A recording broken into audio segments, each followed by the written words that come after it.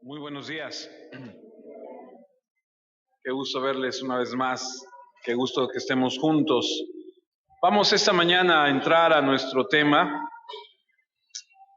Como hemos visto hasta ahora, hemos estado estudiando los discípulos que después se convirtieron en los apóstoles del Señor y hemos ido aprendiendo paso a paso lo que estos hombres de Dios llegaron a convertirse y lo que hay detrás de todo lo que ellos hicieron y cómo el Señor fue transformando sus vidas. El día de hoy vamos a estudiar la vida de Mateo y de Tomás.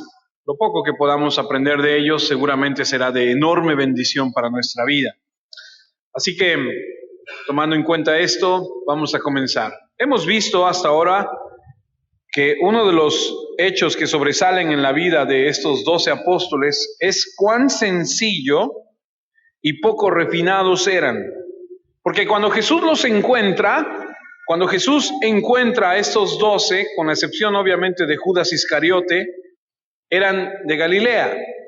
Es decir, 11 de ellos eran de esta región de Galilea. Y recuerde que cuando hablamos de Galilea estamos hablando de un lugar extenso, un lugar que pudiéramos, para tomar un poco más de, a lo mejor, de contexto, un lugar como una cierta región de este país, a donde había muchas aldeas, donde había muchos pueblos. Todos menos Judas Iscariote era de ahí, una región que era predominantemente rural, formada por pequeñas aldeas, villas. La gente de este lugar no era en ninguna manera de la élite, no era de ninguna manera de la high society, como decimos. Era más bien común y corriente, como decimos, entre lo común y corriente. Eran pescadores, campesinos. Así eran también los discípulos. En forma deliberada, entonces Jesús pasó por alto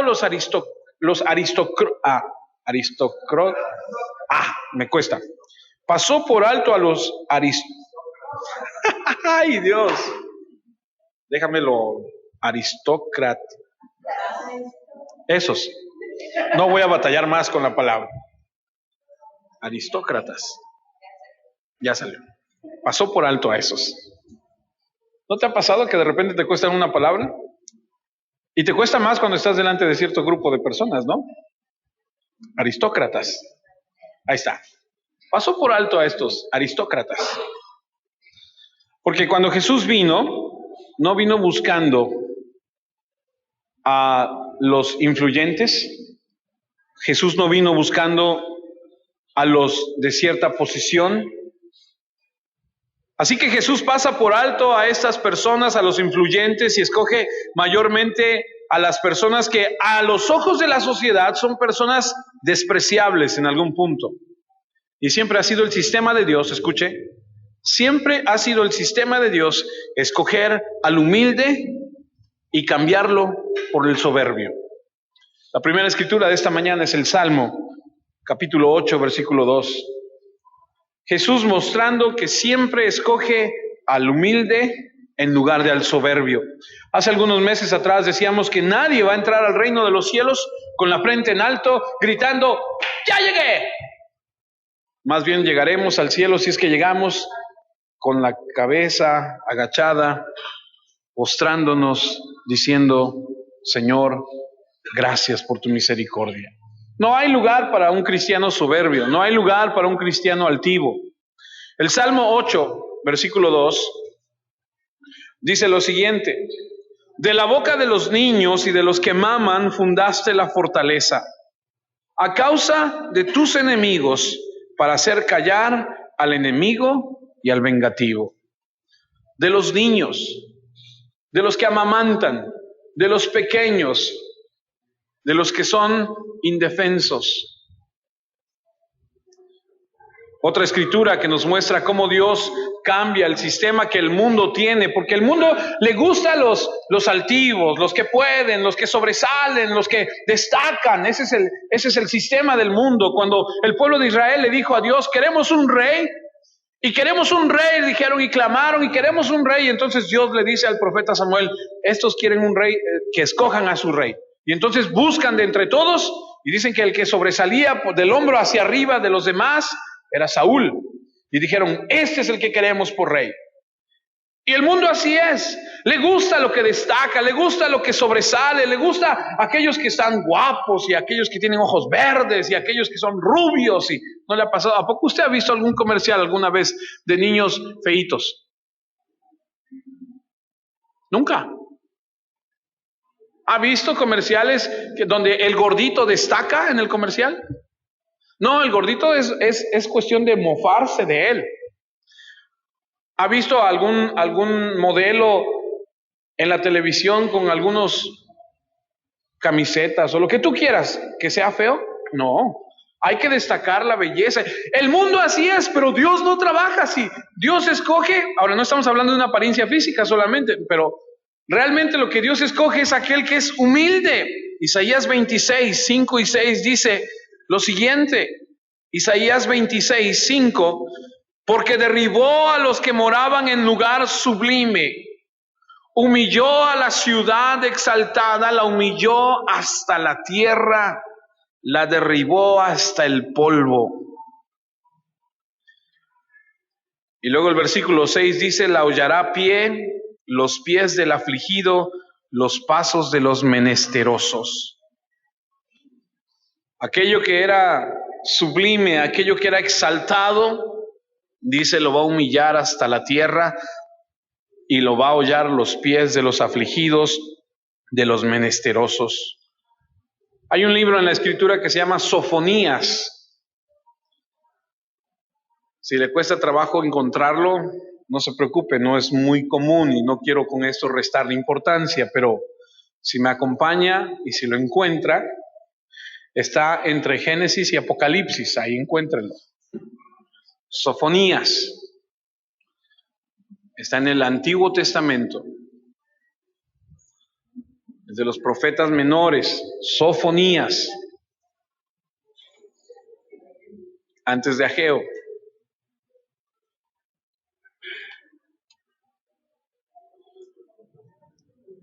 Va a ser un poco de ejercicio bíblico hoy. Sofonías.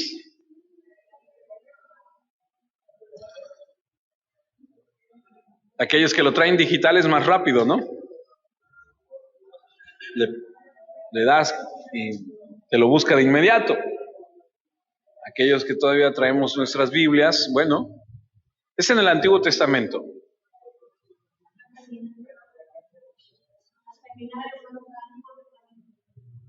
Antes de terminar el Antiguo Testamento, claro.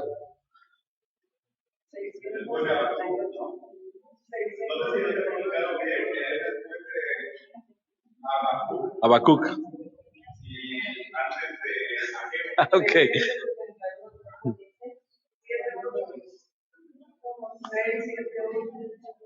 6, 7, 8 la página. Al sureste de Ageo, ¿no?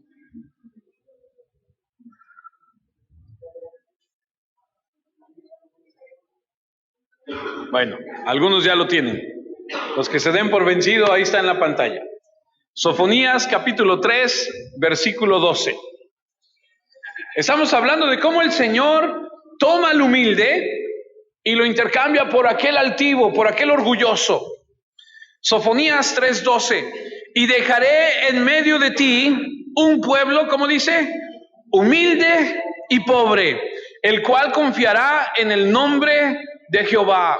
No sé si usted sepa, pero la realidad de la historia nos muestra que la iglesia, cuando nace la iglesia, aquellos primeros cristianos, lo hemos platicado en algunos de los cursos que hemos tenido, dice la historia que la mayoría de los convertidos en aquel momento eran esclavos.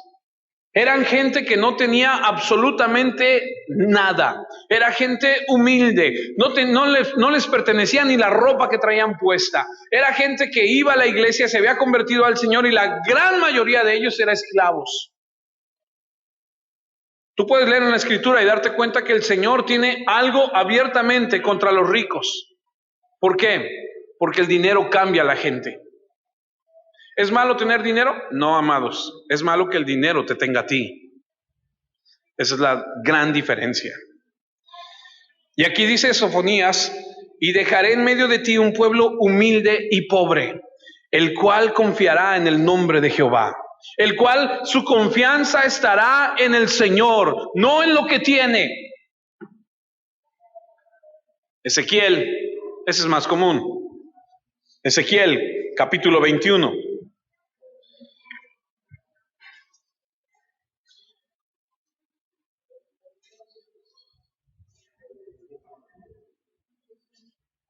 Versículo 26. Ezequiel 21, 26. Ezequiel capítulo 21, versículo 26 dice: así ha dicho Jehová, el Señor.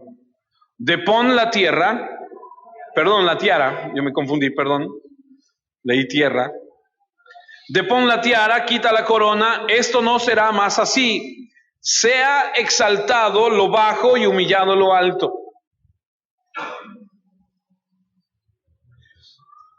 Así que no es de extrañar que cuando el Señor Jesús viene a la tierra y comienza su ministerio, de acuerdo a lo que dice la Escritura en el Antiguo Testamento, que Él busque personas no de acuerdo al sistema del mundo, no a exitosos, no a reconocidos. Él viene y busca lo humilde, lo sencillo, lo que el mundo menosprecia, lo que el mundo considera algo no digno.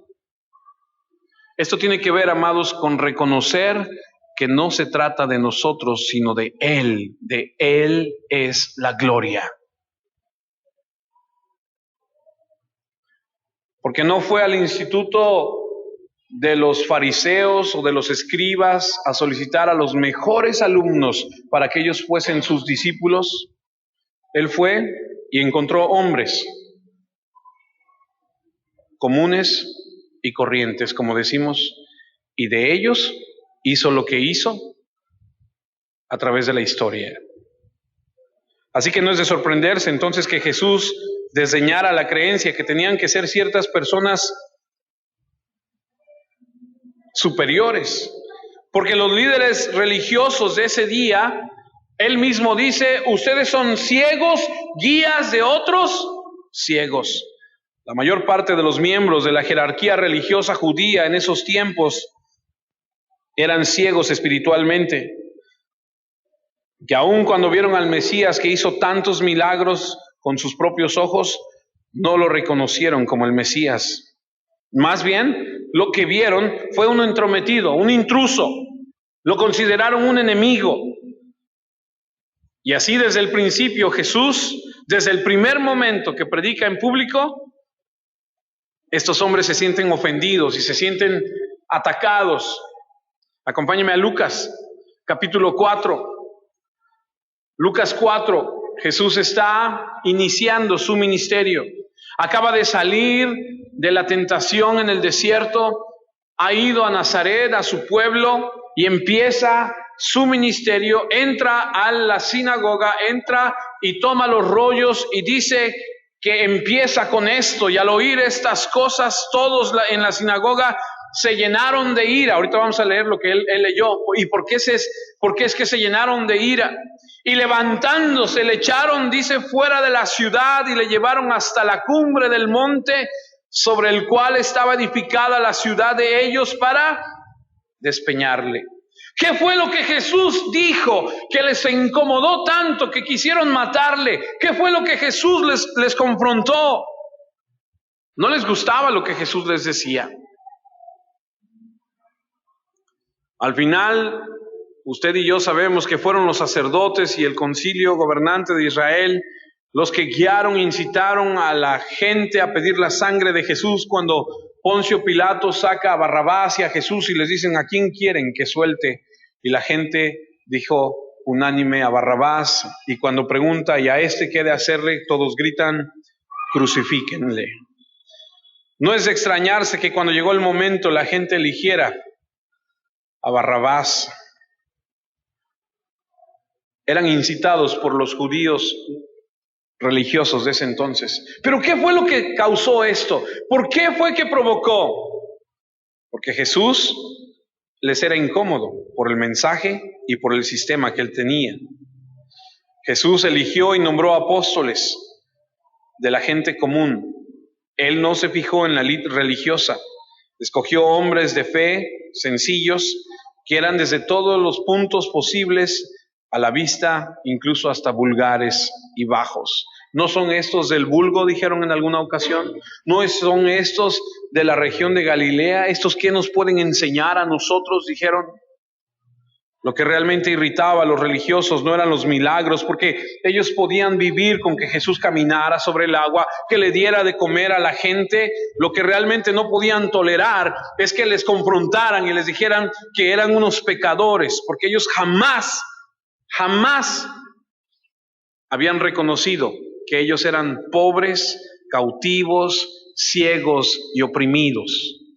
Y déjeme decirle algo, mis estimados hermanos, que mientras tú y yo no reconozcamos delante del Dios de la Biblia que somos ciegos, inútiles, perdónenme, que no somos capaces nosotros mismos de hacer lo que Él nos pide, Dios no va a poder hacer nada con nosotros. Porque mientras tú y yo permanezcamos en la soberbia, en el orgullo, en la altivez, Dios no puede hacer en nosotros absolutamente su obra. El Señor viene a la tierra y busca entre los hombres sencillos, hombres que reconocen que necesitan de ese Dios de la Biblia. Lo que realmente los sacó de sus casillas a estos hombres fue Lucas, capítulo 4, versículo 18, unos versículos antes de donde estamos leyendo. Esto fue lo que ellos no pudieron tolerar. Aquí es el inicio de todo esto. Aquí es donde comienza toda esta situación con los religiosos. Dice Lucas 4, versículo 18, el Espíritu del Señor, está Jesús leyendo, ha desenrollado el libro de Isaías y empieza a leer y dice, el Espíritu del Señor está sobre mí, por cuanto me ha ungido para dar buenas nuevas a los que pobres, me ha enviado a sanar a los quebrantados de corazón, a pregonar libertad a los cautivos y vista a los ciegos, a poner en libertad a los oprimidos. Y ellos decían, eso no aplica para nosotros. Nosotros no somos pobres, nosotros no somos quebrantados, nosotros no estamos cautivos, no somos ciegos. Y la gente religiosa de aquel entonces no le cayó bien este mensaje. ¿Por qué? Porque eran santurrones, demasiado presuntuosos. Por eso cuando Jesús vino predicando el arrepentimiento y diciendo que todos ellos eran pecadores, miserables, pobres, ciegos, bajo la esclavitud de su propia iniquidad, que necesitaban perdón y necesitaban ser limpios, no pudieron tolerarlo. Por lo que finalmente, por su mensaje, lo odiaron y terminaron ejecutándolo. Por supuesto que dentro de la voluntad de Dios. Por eso cuando llegó el momento de que el Señor Jesús comenzara su ministerio y escogiera a los hombres que Él habría de enviar a continuar con el ministerio, Él escogió hombres humildes, comunes, corrientes, hombres que no fueron renuentes para reconocer su pecado. Esos son los hombres que Dios escogió. No hay soberbia dentro de los hombres y mujeres que sirven a Dios. No hay altivez. No puede ser que exista un cristiano que ostente ser cristiano y sea orgulloso y sea soberbio y sea altivo. Estos 12 hombres de los que estamos aprendiendo pusieron literalmente al mundo al revés. Y no solamente son héroes por su valor, sino también debido a su dedicación, su obediencia a lograr su objetivo. Literalmente, con el poder de Dios en sus vidas, establecieron la iglesia y de alguna manera tú y yo somos el producto de ese trabajo. Tocaron al mundo entero. Estos 12, más bien 11, porque Judas Iscariote no está aquí. Personas sencillas, humildes, fieles, fueron transformados en las manos de Dios, porque como hemos aprendido, estos hombres a sus inicios eran personas distintas, diferentes, que fueron siendo moldeados por Dios. Y nos hemos estacionado en alguna pregunta que hemos hecho una y otra vez. ¿Qué clase de personas son las que Dios utiliza? Y hemos aprendido que Dios utiliza a personas con temperamentos fuertes, a líderes como Pedro, personas que se hacen cargo, que inician planes y que tienen estrategias y confrontan y comandan a la gente y cometen grandes errores, sí. Pero también usa almas humildes, de bajo perfil, como Andrés, que buscan en silencio llevar a las personas a Cristo. Y usa a personas orientadas con celo, apasionados, inflexibles y a veces hasta insensibles, ambiciosos también como Santiago. Como Juan, también su hermano, sensible, tierno, amoroso, buscador de la verdad. Y a hombres analíticos, estructurados, débiles, sin visión, hasta pesimistas, inseguros, como Felipe. Y también a hombres francos, abiertos, que meditan con mente clara, rendidos profundamente, como Natanael, llenos de fe y entendimiento, pero todos ellos con deficiencias, reconociendo que son pecadores. Y así llegamos a Mateo y a Tomás, que son los que estudiaremos el día de hoy. Ellos son del segundo grupo que hemos estado hablando y retomamos nuestro estudio en Mateo 10, capítulo 3. Después de esa larga introducción, Mateo 10, versículo 3. Pero con esto de trasfondo, de contexto, entendemos la razón por la que el Señor escoge a estas personas. Mateo 10, 3 está dando los nombres de los apóstoles. Dice Felipe, Bartolomé que es Natanael, Tomás, Mateo el publicano, Jacobo hijo de Alfeo, Lebeo por sobrenombre Tadeo. Y nos vamos a concentrar en Tomás y Mateo, o Mateo y Tomás, y si me permite, quisiera primeramente hablar de Mateo. Ya hemos hablado un poco acerca de la vida de Mateo en precisamente el capítulo 9 de Mateo, y Mateo se menciona en todas las listas. Recuerda que cuando comenzamos a platicar de los discípulos, hay 3 listas grandes en los evangelios, y él está siempre en esa lista y siempre en el mismo grupo. Pero no se dice nunca nada sobre Mateo, excepto por un pequeño detalle en el mismo libro de Mateo, pero que nos da todo un entendimiento acerca de él. Mateo 9:9. Él mismo escribe en Mateo 9:9 lo siguiente. Escribe lo que sucede con él cuando tiene el encuentro con Cristo. Dice: pasando Jesús de allí, vio a un hombre llamado Mateo, que estaba sentado en el banco de los tributos públicos, y le dijo: sígueme. Y se levantó y le siguió. Cuando Mateo pone su nombre en la lista del capítulo 10, versículo 3, si usted recuerda, lo acabamos de leer hace un momento, y es más, si me haces el favor, te regresas una diapositiva. En el capítulo 10, versículo 3, Mateo pone él su nombre y pone Mateo el publicano. Ningún otro discípulo en la lista está asociado con su trabajo, porque nunca vas a encontrar a Pedro el pescador. Entonces, ¿por qué dice Mateo el publicano?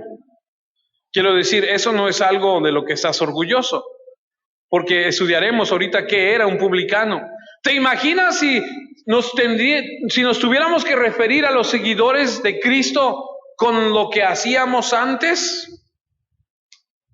¿O de dónde nos sacó el Señor? Mateo escribe y dice: Mateo el publicano, como resaltando lo que él hacía antes. Pero dijeras, bueno, era un arquitecto. Mateo el arquitecto, dirá: oh, el arquitecto. No, El publicano era una de las cosas más odiadas en Israel. ¿Te imaginas que tuviéramos que presentarnos como: hola, ¿qué tal? Mi nombre es Vicente Lara, yo soy el Juanito el idólatra, Chonita la chismosa, Pancracio el adúltero? ¿Te imaginas? Mateo escribe y dice, dentro de la lista que él escribe, dice Mateo el publicano. ¿Quiénes son estos publicanos? Los publicanos eran cobradores de impuestos, despreciados, odiados en la sociedad de Israel. Y Mateo no está haciendo alarde de lo que él era, más bien él está mostrando su verdadera humildad. Y te voy a decir por qué pienso eso, porque Mateo 9, si tú lees el capítulo 9 de Mateo, te darás cuenta que Mateo está en esa sección exaltando, poniendo en claro, en alto el punto de que en los versículos del 1 al 8, Mateo está demostrando que Jesús vino para perdonar el pecado.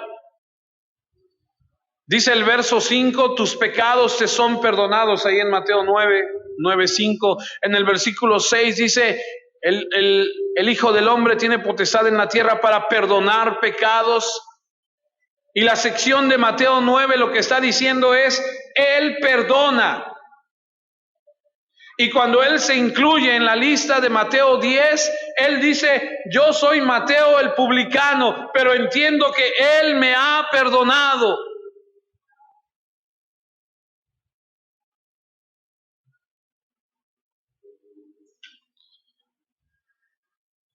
Mateo se incluye a sí mismo en un verso para demostrar que efectivamente Jesús puede perdonar el pecado,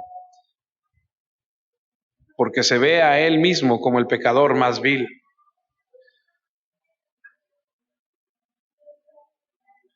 Y si tú estudias los evangelios, te darás cuenta que Mateo nunca habla, nunca hace una pregunta. No es como Pedro que está preguntando, como Pedro que está saltando en todas, sucede algo y el que está ahí en medio de todo es Pedro. Mateo no aparece, nunca hace un comentario, nunca hace una pregunta, no aparece en un incidente a través de la narración de los evangelios.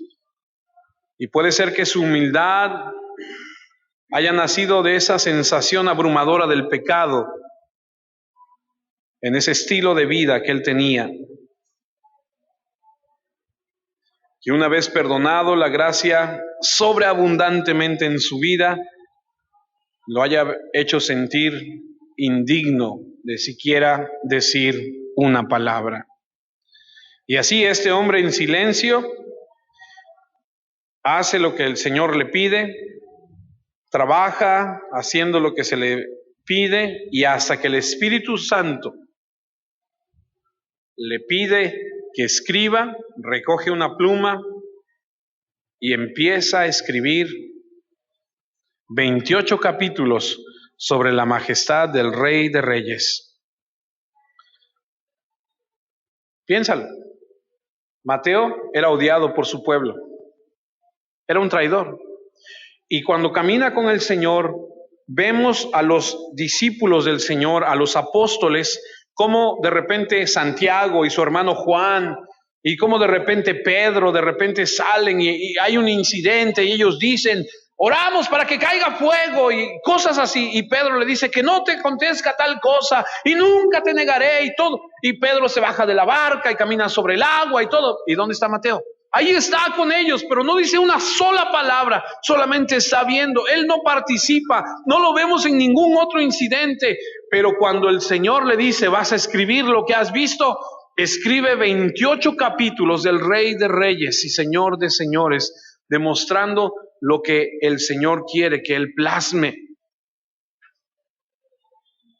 Mateo era un ladrón, codicioso, una escoria social, marginado, y él lo sabía. Porque el ser recaudador de impuestos, el ser un publicano en el sistema judío, era ser un instrumento del gobierno opresor hacia los hermanos judíos para cobrarles impuestos para Roma. era trabajar para el opresor, era ser considerado un traidor de primera clase. Y eso no te lo imponían, eso lo buscabas tú. Porque el sistema de Roma lo que hacía era recaudar impuestos y decía: necesito que Gonzalo tú te dediques a cobrarle a la gente de la región donde vives. Y Gonzalo entonces él iba, pagaba una cuota, le daban el derecho, le daban el respaldo, incluso le daban autoridad con algunos soldados, y él cobraba impuestos. Mateo cobraba impuestos, y Mateo era las personas que podía cobrar más de lo que se debía cobrar, y tenía el respaldo del gobierno, porque el gobierno estipularía cierta cantidad que tenía que ser pagada a Roma, y de ahí en adelante, como decimos, es tu problema. Así que podías cobrar lo que tú quisieras. Había una cuota y mientras él la cumpliera, lo demás tú podías sobornar, abusar, podías hacer lo que quisieras. Era como darte un permiso para robar. La gente los odiaba tanto que el Talmud, que no es otra cosa más que la recopilación de la tradición judía acerca de las leyes y la religión, le decía a los judíos, y ahora claro, el Talmud, no la Biblia, decía, como los odiaban tanto, decía el Talmud, es justo mentirle y engañar a un cobrador de impuestos. A ese grado llegaban. Al publicano le decían, es justo que le engañes porque él es un ladrón. Y era tanto el odio que le tenían que a los recaudadores de impuestos nunca se les permitía declarar en un tribunal de justicia porque los consideraban unos mentirosos. Porque todo el mundo sabía que aceptaban sobornos y que eran de doble carácter. Se cree incluso que a los recaudadores de impuestos o a los publicanos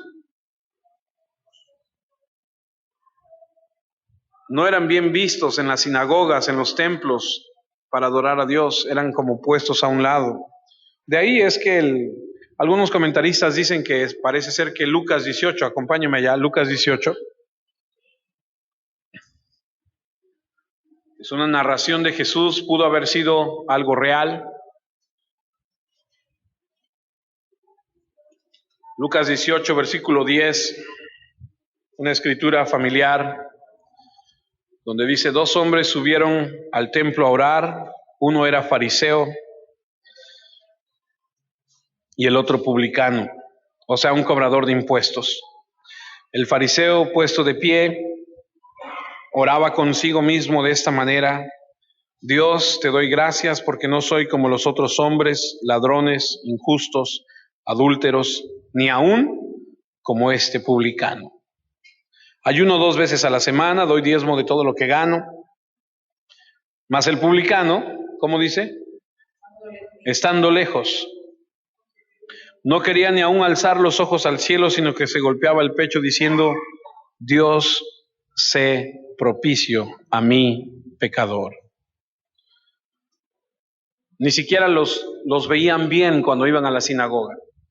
Leí un comentario que dice que no los dejaban entrar a la sinagoga, que les decían, tú quédate allá aparte con los gentiles. No tenían amigos, la gente los menospreciaba, la gente no los quería. Es como si todo el pueblo le fuera a la América y le fuera a las Chivas, ¿no? Algunos entienden lo que les digo. Es como decir, estos son unos traidores, no los querían. Les daban la espalda porque habían sido comprados a un sistema opresivo, pagano, un sistema no circuncidado, gente adoradora de un Dios falso, el emperador. Eran traidores. Ahora, dentro de estos publicanos había 2 clases. Había unos, ya lo hemos platicado, había unos que les llamaban Gabai, y estos eran los cobradores de impuestos generales, recolectaban impuestos a la propiedad, el impuesto sobre la renta, eran los jefes de los cobradores, y uno de ellos era Zaqueo. ¿Se acuerda de Zaqueo? Lucas 19:2 identifica a este hombre Zaqueo como un Gabai. Era un jefe. Lucas 19:2 dice: y sucedió que un varón llamado Zaqueo, que era jefe de los publicanos y rico. Pues ¿cómo no vas a ser rico si te dedicas a estafar a la gente? ¿Cómo no vas a tener dinero si tu puesto es, tú pagas cierto tributo a Roma y de ahí en adelante puedes cobrar lo que tú quieras? Puedes hacer lo que tú quieras. Otra de dentro del sistema de los publicanos eran los moques. Estos cobraban impuestos por casi todo. De hecho, cuando Mateo está sentado a la mesa, parece ser que Mateo está sentado, dicen los historiadores, que pudo haber estado sentado en un lugar a donde había una intersección. ¿Sí entiende lo que es eso? Donde se en un crucero, gracias. Ahí a donde llegan todos los caminos, ahí sentado, porque ahí podía ver a todos los que venían, entraban, salían, llevaban. Ahí está sentado, y estos cobraban impuestos sobre todo, por las importaciones, por las exportaciones, por lo que compraste, por lo que vendiste. Establecían peajes en las carreteras, en los puentes, en los puertos. Cobraban los ejes de las carretas, el número de burros, los paquetes, las cartas, lo que fuera. Dicen los historiadores que si tú llegabas con un paquete, decían, ¿qué traes ahí? A ver, abra la bolsa. Y abrías tu bolsa, y si había algún indicio de que tú habías hecho algún negocio o ibas a hacer algún negocio, te daban tienes que pagar tanto de impuesto. Entonces imagínate cómo no los van a odiar. Imagínate cómo no los van a menospreciar. Y Mateo era uno de estos, que cobraba por todo. Era un tipo que contrataba. Dentro de este grupo había dos tipos de moques. Uno que contrataba a otro para que hiciera todo eso, y otro que estaba como detrás que no quería que se supiera que él era de ese grupo. Pero Mateo era de los que estaba ahí cobrando, porque dice el verso 9 que estaba sentado a la mesa cobrando. Y para la gente este era un ladrón, codicioso, traidor de su pueblo. Pero también algo interesante de Mateo es que Mateo es conocido como Leví también. Y este Leví nos deja ver una realidad. Este Mateo, si tú, como lo estamos haciendo, estudiando el libro de Mateo, si tú te das cuenta, Mateo, cuando escribe el libro, el Evangelio de Mateo, tiene una riqueza de citas del Antiguo Testamento, escuche, más que Marcos, Lucas y Juan combinada. Es decir, Mateo habla más del Antiguo Testamento que Lucas, Marco y Juan juntos. En otras palabras, Mateo parece ser que conoce o debió conocer la ley, los profetas, la historia de las Sagradas Escrituras, porque cita muchas referencias del Antiguo Testamento. Entonces Mateo parece ser que esta parte de Leví, de la tradición judía, de estudiar la Escritura, es algo que está dentro de él. Y algo impresionante, amados, es que este Mateo nos indica que no solamente conoce la ley del Señor del Antiguo Testamento, sino él también parece ser que está hambriento, sediento de ese Dios de la Biblia. Por eso cuando tú lees Mateo 9:9, cuando el Señor pasa junto a él y le dice, sígueme, dice que lo deja todo. Se levanta y lo sigue. ¿Por qué?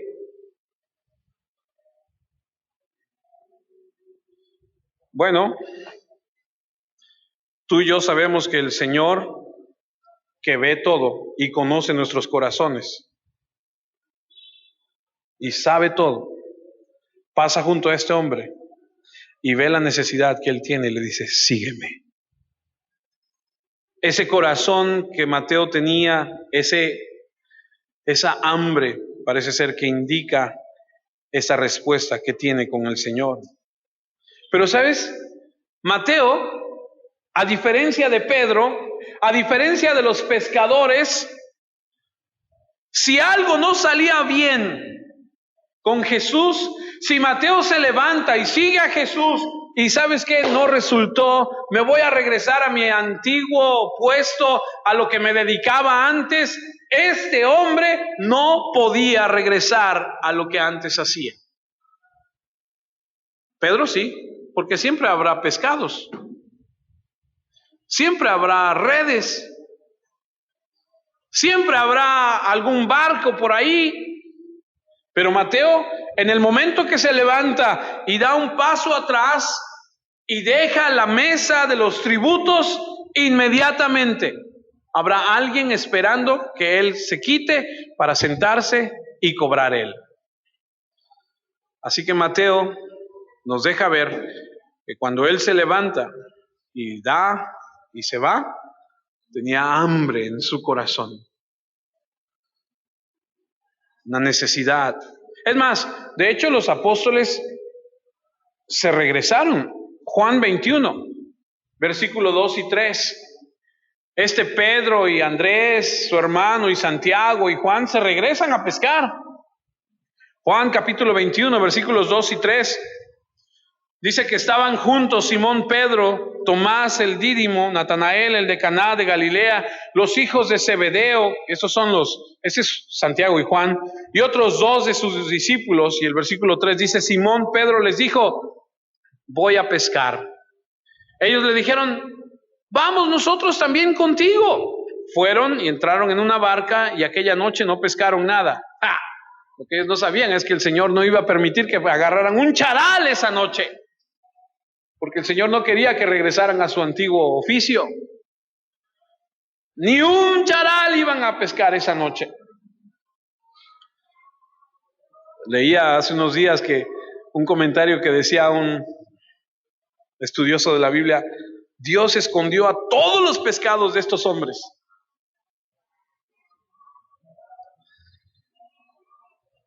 Pero cuando Mateo deja esa mesa, el gobierno romano tendría a alguien al otro día sentado ahí. Dejó su puesto,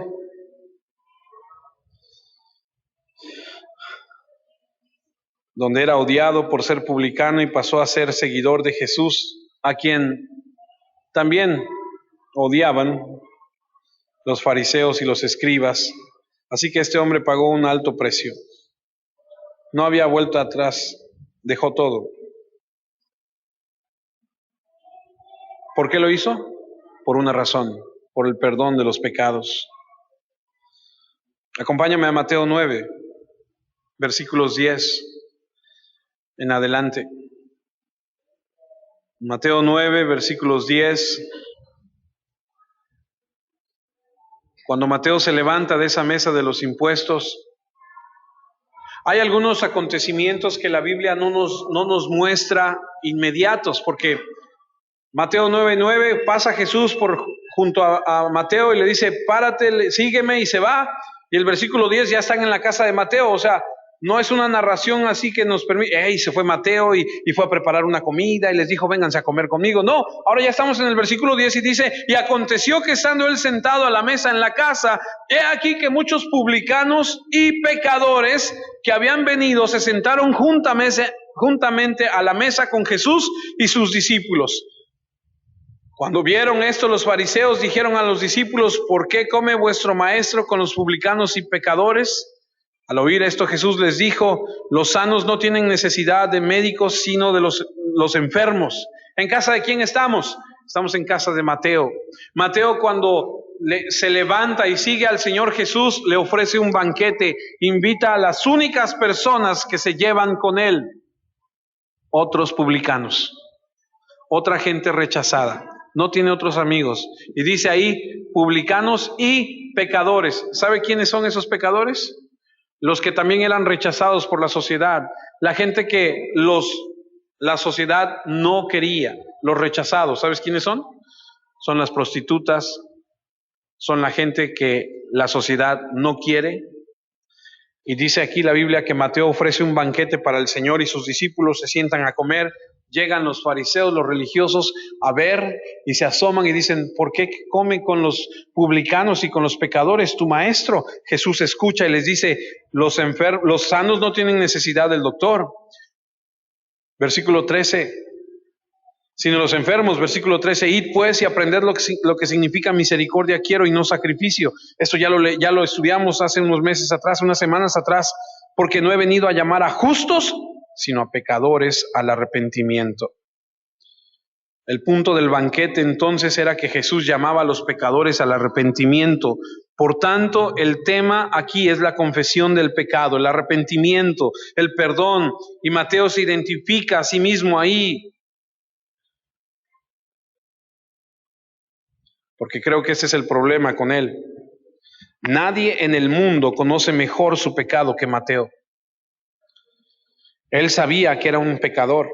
Él sabía de su abuso, de la extorsión, de su codicia, de la traición a su pueblo. Él sabía que podía ser comprado por dinero. Él lo sabía y quería salir de eso. Y creo que quería una manera de alejarse de eso. Y cuando escucha hablar de Jesús, cuando lo escucha predicar, porque acuérdate que están en Capernaum, una ciudad pequeña donde seguramente ya la gente ha hablado de este hombre que sana, de este hombre que predica. Cuando lo escucha decirle, sígueme, está dispuesto a decirle adiós a su carrera y a todo lo demás, porque lo que más anhelaba en su vida era el perdón de Dios. ¿Qué clase de personas usa Dios? Este tipo de personas, personas viles, miserables, pecadores.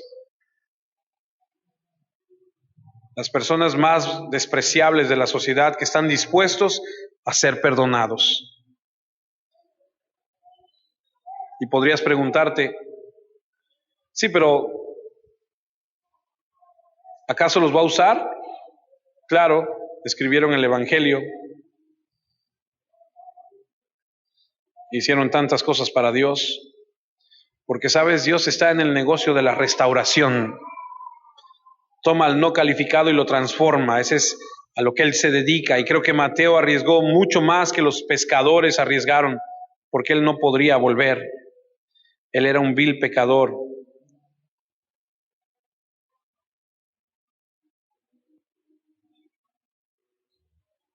La autenticidad de su arrepentimiento creo que la encontramos en el hecho de que él no tiene nada que decir acerca de sí mismo, de su talento.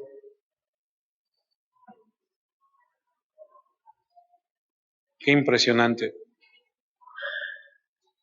Cuando Jesús pasa junto a él, ve su condición como ve la nuestra. Algo dentro del corazón de Mateo clama por perdón. Jesús extiende a él su amor, su perdón, su gracia y le dice, sígueme. Y dime tú, ¿quién con esa necesidad en el corazón se niega cuando se le tiende esa gran misericordia? Pero no es hasta que estás en el punto a donde dices, necesito ese perdón. Es como dice la canción, fue como una lluvia en tierra seca, un rayo de luz en la oscuridad. Es como estar en cadena perpetua y que un día te digan, te doy libertad. Y así aprendemos de la humildad de este hombre.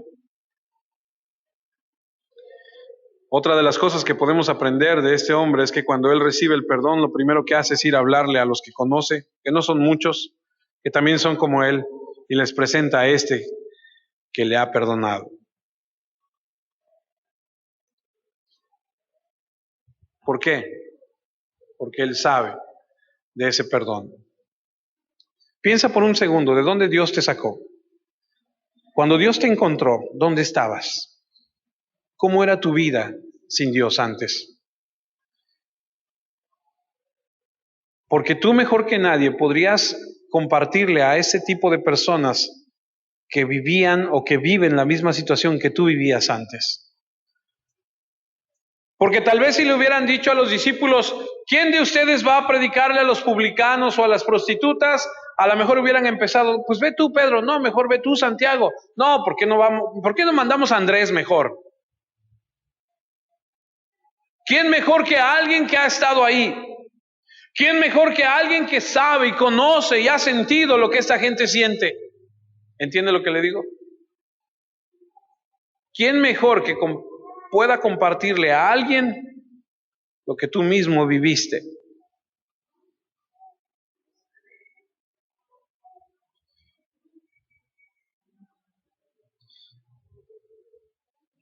Cuando Dios nos tomó de la fosa donde estábamos, de esa fosa profunda y asquerosa donde estaba nuestra vida antes de conocerle,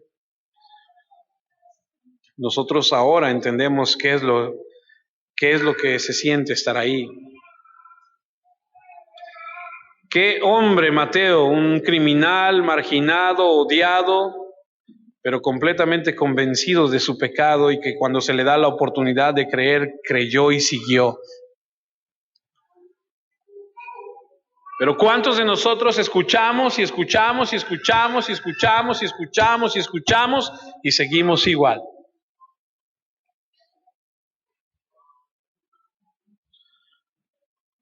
¿Cuántos de nosotros sabemos que tenemos que cambiar y no hacemos caso?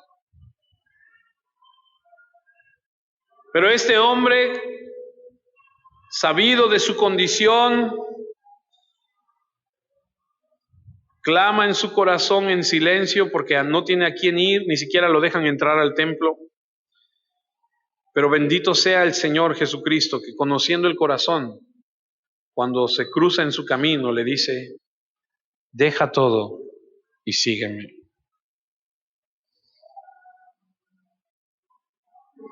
Por eso es que decimos que el Señor es el que va y busca a la gente. La gente no busca al Señor. La Biblia dice que no hay bueno ni aun uno. Por eso el Señor es el que va. El Señor tenía que pasar por ahí, tener ese encuentro con Mateo, porque sabe que Mateo en su corazón tiene un anhelo de cambiar, de glorificar al Señor, de decir, ya no quiero ser la misma persona que he sido durante todos estos años, pero no sé a dónde ir, no sé qué hacer. Es increíble cómo el Señor Jesucristo elige a las personas más improbables. Ya les platiqué de alguna ocasión cuando me encontré con alguien de la secundaria de hace muchos años y me saluda y me dice, ¿cómo has estado? Le digo, bien. ¿A qué te dedicas? Y me dice, soy pastor. Le digo, soy pastor, y se ríe de mí y dice, no es cierto, porque no bromees con eso. Y no, soy pastor. Tú no, ¿cómo crees? No, de todos. Nunca me hubiera imaginado que tú, claro. Porque el Señor tiene su forma de trabajar con cada uno de nosotros. El Señor escoge, el Señor toma de lo vil, de lo menospreciado, de los que todo mundo rechaza.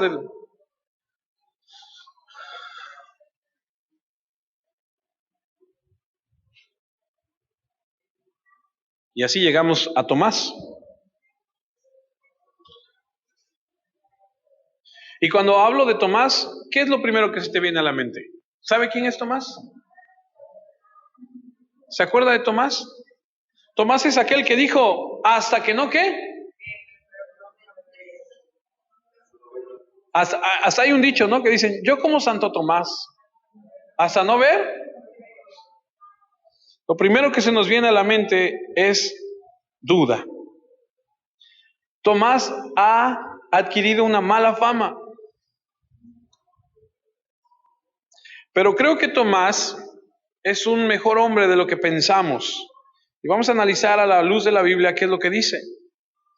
Mateo, Marcos y Lucas no dicen nada de Tomás.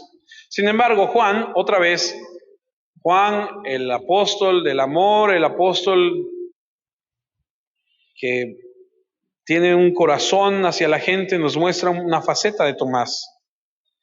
Y la primera escritura a la que vamos a ir para analizar la vida de Tomás, todas están en Juan, pero la primera, el trasfondo es, el contexto de lo que vamos a ver, es que en el capítulo anterior, Jesús está hablando con los fariseos, los religiosos de ese entonces, y ya estos hombres ya no aguantan y dicen, te vamos a apedrear. Y Jesús les dice, ¿por qué obras me vas a apedrear? ¿Por cuál de todas las buenas obras que he hecho me van a apedrear? Y los hombres le dicen, no te vamos a apedrear por las obras buenas que has hecho, te vamos a apedrear porque tú dices que eres Dios y te haces semejante a Dios, y lo van a apedrear. Están en Jerusalén. Y entonces dice la Biblia que Jesús se escabulle de entre ellos porque no ha llegado su tiempo y dice, vámonos. Y salen de Jerusalén. Y se van más o menos 30 kilómetros fuera de Jerusalén. Y están allá por el río Jordán, han salido de la ciudad, la presión está latente, la trama para quitarle la vida ha aumentado, pero como no es su tiempo, él para reservar su vida sale, se lleva a sus discípulos y están en aquel lugar y llega el informe de que Lázaro está muerto.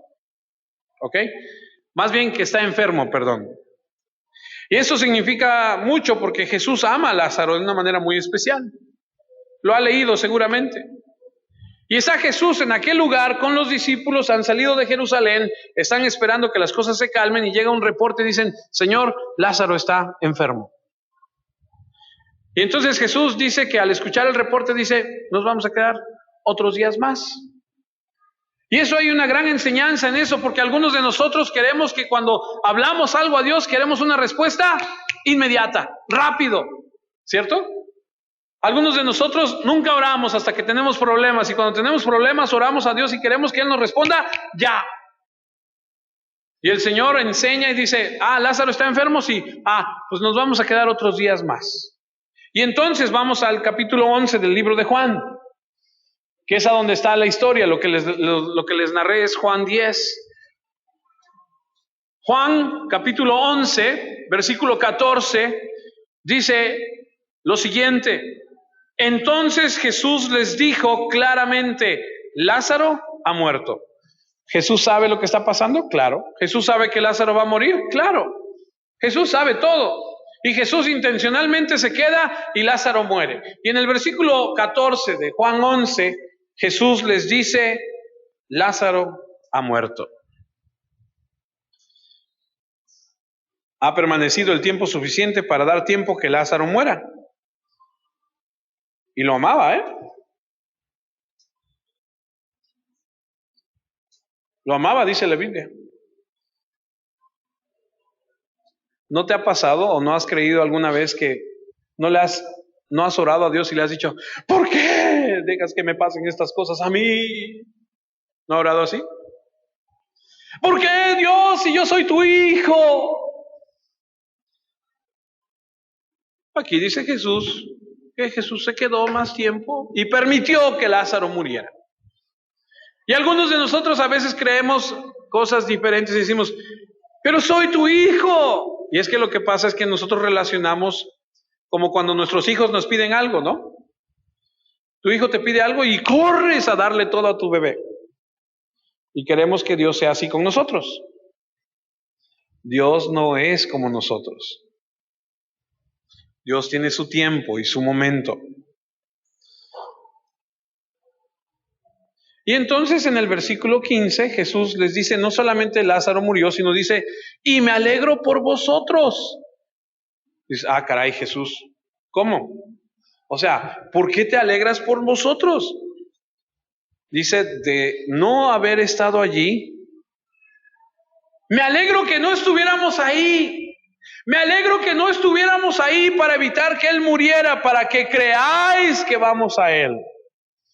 Ajá. En otras palabras, voy a hacer un milagro para aumentar su fe. ¿Cuál es el contexto de la historia? ¿De dónde vienen? De una amenaza de muerte. ¿Recuerdan que hemos platicado que los milagros que Jesús hizo, los hizo con qué intención? Que la gente creyera en Él. Y vimos y hemos aprendido que a veces no se necesitaba de la fe de la gente. Que Él los sanaba aun cuando no profesaran fe. ¿Por qué? porque él quería demostrar quién era. Y dice, me alegro que no hayamos estado ahí por ustedes, para que vayamos a él. ¿Dónde está Lázaro? Lázaro está en Betania, a 3.2 kilómetros de Jerusalén. Espérame. Es como si dijéramos, la policía me anda siguiendo en Córdoba y tenemos que ir a Fortín, para que tenga una idea. O sea, Córdoba y Fortín son 4 kilómetros, o sea, estamos muy cerquita, como para aparecernos por ahí. Alguien podría vernos. Y Jesús se levanta y dice, vámonos a ver a Lázaro. Oye, pero está muy cerca de Jerusalén. Y recuerda que en Jerusalén nos quieren matar. Y entonces el versículo 16 nos muestra algo de Tomás. Y aquí parece ser que Tomás toma un poco de liderazgo y dice, dijo entonces Tomás, llamado Dídimo, a sus condiscípulos, vamos también nosotros para que muramos con él. Y yo he escuchado años que esto es un sarcasmo de parte de Tomás, que es como una burla diciendo, pues también nosotros vamos para que también muramos. Es lo que yo he escuchado durante mucho tiempo, no sé si usted lo ha escuchado. Pero lo que yo veo aquí es que una de dos, o es sarcástico o está convencido que tiene que morir con Jesús.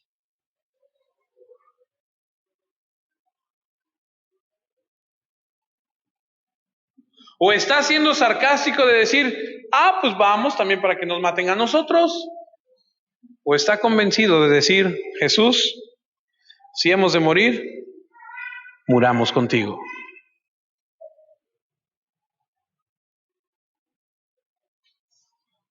El mayor valor del mundo no es el valor de un optimista, porque un optimista tiene el valor porque cree que todo va a mejorar. El mayor valor en el mundo es el valor de un pesimista, porque sabe que a pesar de lo peor va a suceder, está dispuesto a ir de todos modos. Y Tomás dice, vamos entonces a morir, vamos. Estaba convencido, decidido a morir con Cristo. Porque si solo se piensa en él como alguien que duda, entonces no tiene ningún sentido. Porque ¿por qué estaría dispuesto a morir con Jesús? Este hombre estaba totalmente convencido de Jesús. Creo que Tomás, al igual que Juan, tenían un amor intenso y profundo por Jesús. Era un hombre de valor, un hombre de amor, que no se quería separar de Cristo. Pongámoslo de esta forma. La muerte sí, la deslealtad jamás. Quiero estar contigo siempre, no me quiero separar de ti, y si he de morir contigo, que así sea. Acompáñeme a Juan 14:1. Seguimos con Tomás. Juan 14:1. No se turbe vuestro corazón, creéis en Dios, creed también en mí. En la casa de mi Padre muchas moradas hay, si así no fuera, yo os los hubiera dicho. Voy pues a preparar lugar para vosotros. Y si me fuera y os preparare el lugar, vendré otra vez y os tomaré a mí mismo para que donde yo estoy, vosotros también estéis. Y sabéis a dónde voy y sabéis el camino. Le dijo Tomás, versículo 5, Señor, no sabemos a dónde vas. ¿Cómo pues podemos saber el camino? Tomás está diciendo, Señor, no te vayas a donde no podamos nosotros llegar. No soporto la idea de que te vayas de nosotros y no nos indicas cómo podemos estar contigo. Versículo 6, Jesús le dijo, yo soy el camino y la verdad y la vida, y nadie viene al Padre si no es por mí. Lo que le está diciendo es, Tomás, yo te llevo. Yo soy el camino, no tienes que temer. Y cuando Jesús murió, lo que le pasó a Tomás, dicen algunos comentaristas, que se deprimió. Y la razón por la que lo dicen es porque no aparece en las narraciones cuando están todos los demás. Él parece ser que está en otro lado, entonces no sabemos bien qué le pasó, pero algunos se atreven a decir, estaba deprimido, no está con nadie, no quiere saber nada, se siente rechazado, abandonado, traicionado tal vez, su corazón, su amor está destrozado, no quiere estar con la gente. ¿Has estado alguna vez con alguien que ha estado deprimido? Que le hablas y le hablas, ¿qué pasa? Difícil, ¿no? Alguien que se siente traicionado, alguien que tenía su fe, su esperanza en algo y que no sale, y vas y le dices y le animas, ¿y qué hace? No acepta, no. Algunos se han atrevido, yo lo comento, pero no sabemos a ciencia cierta. Jesús se fue, no está, Tomás no aparece en las narraciones hasta el capítulo 20 de Juan. Juan 20. Versículo 24. Y aquí lo dice. Juan 20, 24. Pero Tomás, uno de los 12, llamado Dídimo, no estaba con ellos cuando Jesús vino. Le dijeron pues los otros discípulos, al Señor hemos visto. Y él les dijo, si no viere en sus manos la señal de los clavos, y metiere mi dedo en el lugar de los clavos, y metiere mi mano en su costado, no creeré. Ahora este es un pesimista. Tengo que verlo.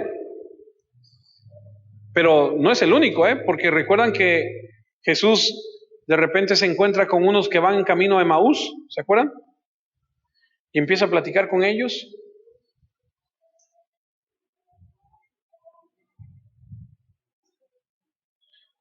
Que no lo reconocen, que se están quejando de su muerte, pero que tampoco creen. Es un pesimista Tomás al decir que no, hasta que no vea. Pero lo que me encanta es que al Señor no le importa que la gente, escuche, quiera estar segura. Si quieres estar seguro, Él va a dar cabida a ese deseo. No estamos hablando de incredulidad, sino de, yo quiero estar seguro de. Mateo 20, 26, ahí estamos, ahora el 26. 8 días después, estaba otra vez sus discípulos dentro y con ellos Tomás. Ahora sí está Tomás. Y agárrese porque, escuche, llegó Jesús estando las puertas cerradas y se puso en medio de ellos y les dijo, paz a vosotros. ¿Y cómo no va a decir paz a vosotros si de repente se aparece de la nada? Imagínate. Imagínate, está todo cerrado y de repente frum aparece de la nada y les dice, paz a vosotros. No se espanten, tranquilos. Luego dijo a Tomás, pon aquí tu dedo y mira mis manos y acerca tu mano y métela en mi costado y no seas incrédulo sino creyente. Entonces Tomás respondió y le dijo las palabras más extraordinarias. Señor Dios mío, Señor mío y Dios mío. Y Jesús le dice a Tomás, mete tu mano, mírame. Y el versículo 29 dice, Jesús le dijo, porque me has visto, Tomás, creíste, bienaventurados los que no vieron y creyeron. ¿Sabe quiénes son esos bienaventurados? Usted y yo, porque no vimos y hemos creído. Y Tomás, parece ser que es un hombre que ama tanto al Señor que cuando escucha que van a regresar a Jerusalén después de la amenaza, dice, vamos y si tenemos que morir, morimos. Que cuando dice Jesús, me voy a ir, Tomás le dice, ¿a dónde vas? No te vayas a ningún lugar a donde no podamos ir nosotros. Y Jesús le dice, tranquilo, yo soy el camino, la verdad y la vida, tú vas a venir por medio de mí. Y que cuando le dicen, el Señor vino y se nos apareció, dijo, ¿sabes qué? Yo hasta que no confirme. Y el Señor lo reprende y le dice, no seas incrédulo, mira, aquí está. Y aprendemos una lección. Jesús quiere que estemos seguros de Él. Tomás, no hay mucho de donde podamos aprender más de Él. La tradición nos dice que Él predicó. Parece ser que la historia nos dice que llegó tan lejos como la India. Y parece que la tradición nos narra que murió traspasado por una lanza a causa de su fe en Cristo. ¿Qué clase de personas usa Dios?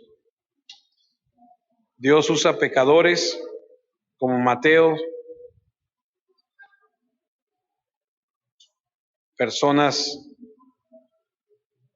melancólicas, pesimistas como Tomás, que quieren estar seguros, y Dios te quiere utilizar a ti también. Esos son los otros dos discípulos de Jesús que estamos estudiando. Vamos a orar.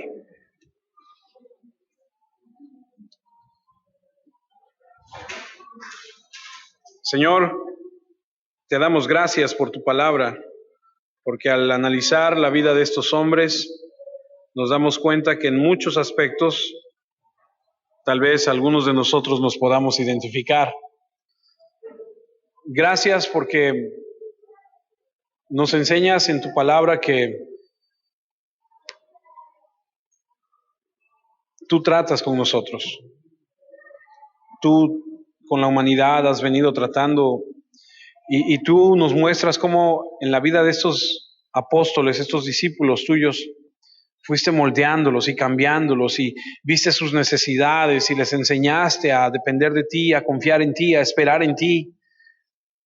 Y tuviste paciencia con ellos y tuviste misericordia y tu amor. Gracias. Gracias porque puedo identificarme, Señor. Permítenos, Señor, aprender de ellos, aprender de ti y vivir para ti, Señor. Te ruego por mis hermanos, Señor, que escuchan tu palabra y que juntos podamos crecer y madurar para la gloria de tu nombre. Permítenos llegar a ser esas personas que tú quieres que seamos y a no descartarnos, a no hacernos a un lado, Señor, a no desanimarnos, Señor, al ver que las cosas no están sucediendo como esperamos o como quisiéramos, a no dar un paso atrás, Señor. Ciertamente hay cosas que tienes que seguir haciendo en nuestra vida, que tienes que seguir trabajando en nosotros. Ayúdanos a confiar, a madurar, a vivir para ti, Señor.